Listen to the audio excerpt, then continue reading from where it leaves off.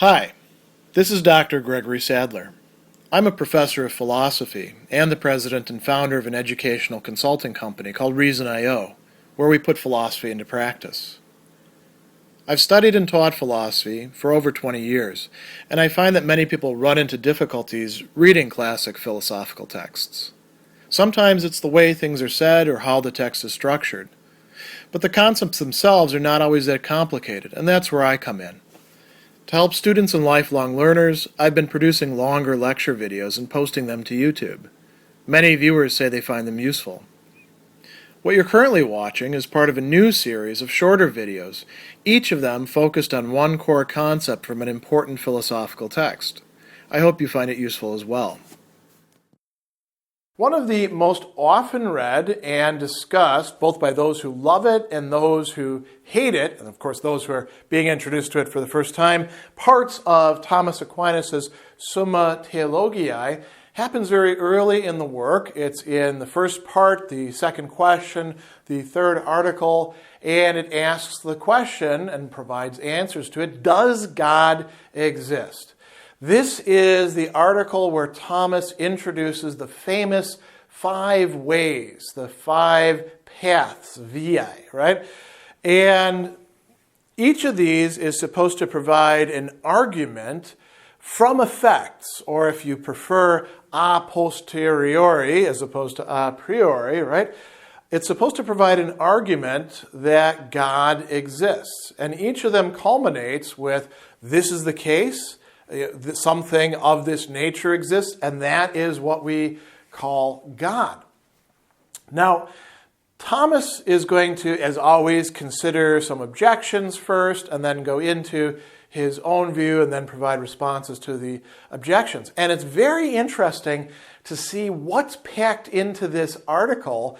He not only provides these 5 different arguments, some of which are rather close to each other, for God's existence, he also raises, although doesn't fully address, a classic argument against God's existence that will become a major part of the literature, pro and contra, within the philosophy of religion. And so this first objection begins by saying, it seems there is no God. Why? If of 2 mutually exclusive things, one of them were to exist without limit, the other would cease to exist. So that's a pretty plausible starting point. If there were, for example, infinite heat, then we wouldn't have any cold anywhere, right? Or if everything was dead, then there would be no life, right? And what is God?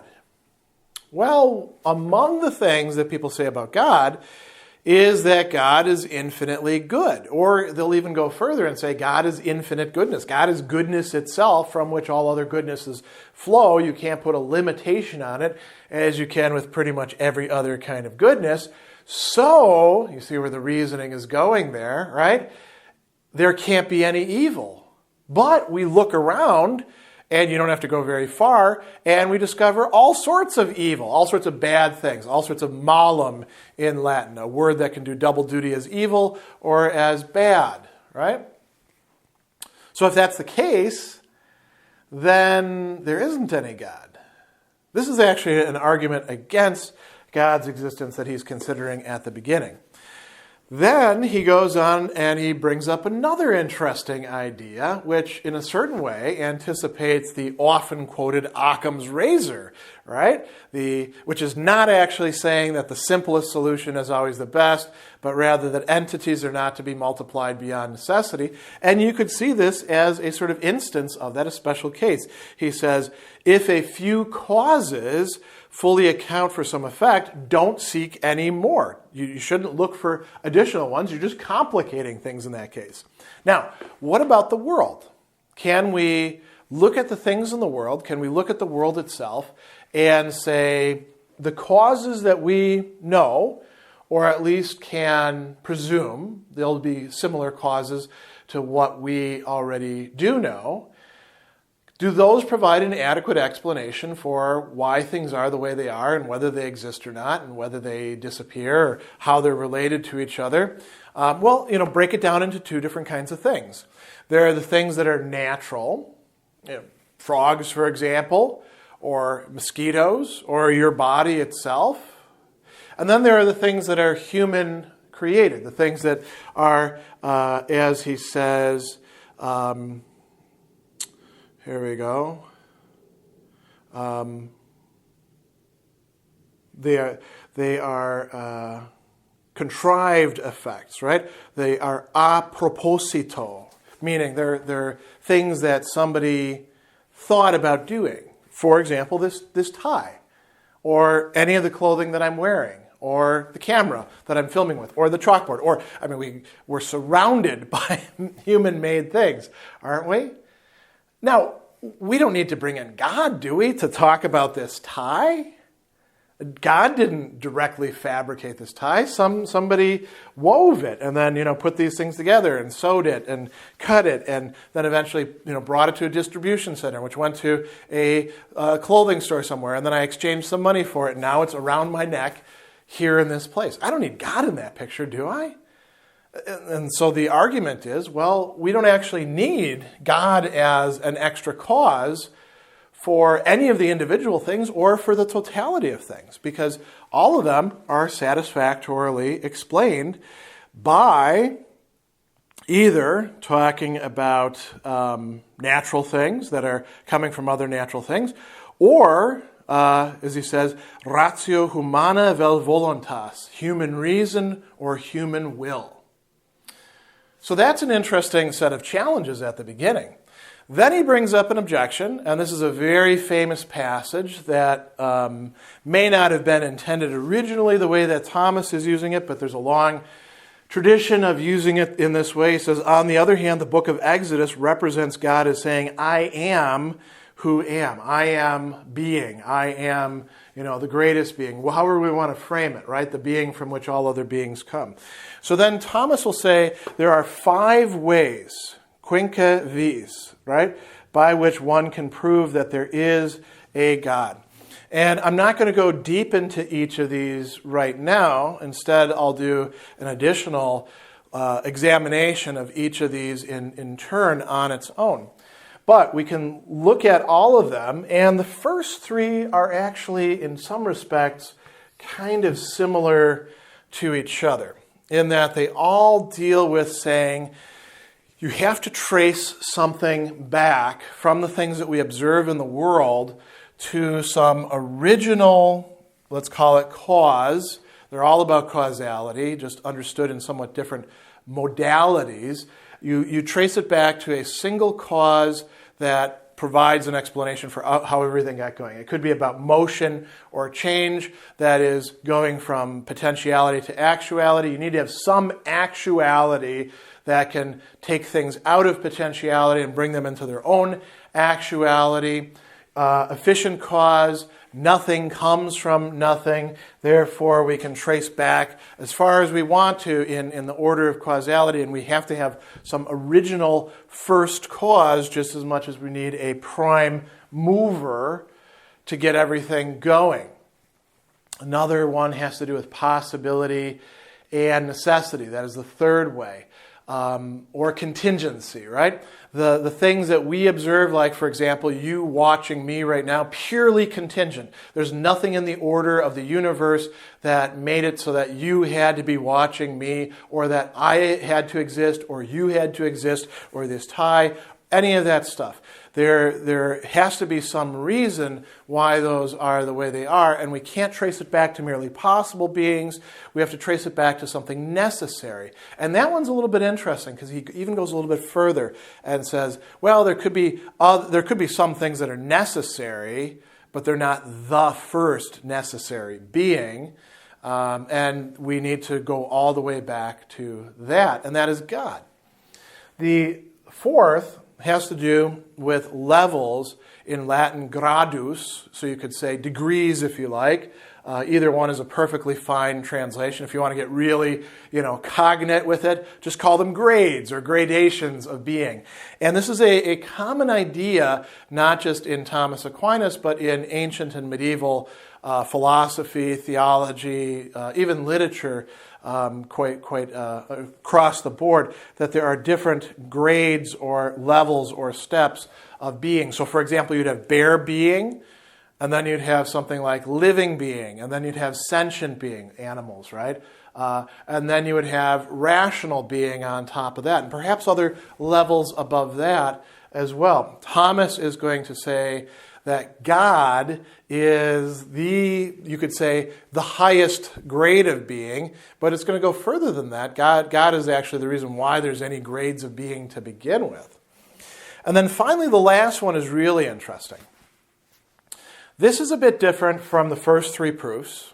This is a bit different from the fourth one, which a lot of people pass over because it's a little hard to wrap your head around. And this one is what we would call a design argument in some respect. It says that the reason why there is the order and goodness and, not falling apart and breaking down and dying within all the different things that we observe is because there's some sort of rational governance, some sort of overseeing and determining of them that's taking place. And what would we actually call that source of this governance? We can go to that. He says, everything in nature is directed to its goal by someone with understanding. This we call God. And as I mentioned, every single one of these proofs culminates with the line, and this we call God, or, here we go, hoc dicimus Deum. That's in most of these cases. Sometimes he'll says, quam omnes Deum nominant. This is what everyone calls God, right? So each of these is supposed to be looking at things in the world and thinking about them in a metaphysical way, thinking about causality, and then eventually getting to the point where it says there has to be some fundamental principle that, you could say in a certain respect, is the most important or the original or the beginning of each of these, and that is what we call God. It's interesting because if you do follow this, you could say, well, is that what everyone calls God? That seems a bit of a stretch. And another attack that has been made on this is saying, well, what we mean by God is not a prime mover or, the governor of the universe or the highest degree of being or, the necessary being or something like that. It's the God of Abraham, Isaac, and Jacob, the God of, Scripture or something along those lines. And that is an objection that you could make at that point in the Summa Theologiae. Let's go back to these two objections. So God is infinite good. That means that there shouldn't be any evil. What does Thomas do as a response to this? Well, he takes off from Augustine, and he says, Augustine tells us because God is supremely good, he would not permit any evil in all his works unless he were sufficiently almighty and good to bring good even from evil. So Thomas draws a conclusion from this that this is actually a sign of the infinite goodness of God. He's good in a way that goes beyond our normal conception of goodness, in that he can, in fact, allow there to be some evil in the world, precisely because he brings about good through it. So he says it's a mark of the goodness of God that he permits evils to exist and draws from them good. Is this a very strong objection to the problem of evil? No, but Thomas is not concerned so much in this article with refuting that. He's more concerned with the 5 ways, isn't he? The second objection actually kind of fits into the 5 ways, as Thomas notes. There's no need for extra causes. Don't bring in the God hypothesis, you might say, to make things even more complicated. And Thomas says, well, when it comes to a lot of individual things, maybe you in a limited framework don't actually need to bring in God. But if you're thinking about the totality, or even if you're thinking it through all the way with these natural and artificial beings that we're surrounded by, then you actually do need God in order to complete the picture. He says, natural causes act for definite purposes under the direction of some higher cause, so that their effects must be referred to God as the first of all causes. Why, for example, does digestion work the way that it does? You could say, well, it's evolution, it's, all these different things coming together. You could come up with all sorts of interesting scientific explanations. And Thomas would say, yeah, great, that's really interesting. Is that the fundamental cause for why, say, digestion works the way that it does? Even the process of evolution, you could say, if you're willing to do this, as some Thomists in the 20th century have been, well, what structures that? What actually governs that? It's got to be some sort of intentionality, some sort of intelligence. Even if you say it's completely random, who allowed it to be random like that? I mean, there we're getting a little speculative going beyond the text. But he says, in the same manner, contrived effects, that is, things that have been that are coming from human conceptions, human plans, ex propositio, all of them have to be referred to a higher cause than human understanding and will, for these are changeable and can cease to be. And all changeable things and all things that can cease to be require some first cause. So if you want to say, well, the reason why all of these human-made things are the way they are is somebody at some time thought about it and decided to do things that way, that's great. What made it possible for there to be a human being to think and to decide? There has to be a first cause for that. Notice it's not saying that the first cause is in any way directly causing the human thinking or willing.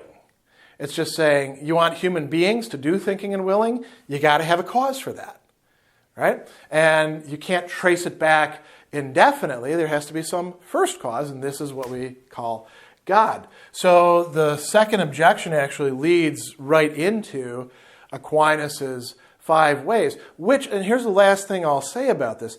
The 5 ways can be understood in an apologetic sense as ways that a person would prove to him or herself if they're doubting, or to another person who doesn't think that there is a God, ways to prove or demonstrate that God exists. That's the way Thomas arranges them. They can also be understood in a deeper sense as ways for a person who does believe that God exists to better understand what God is.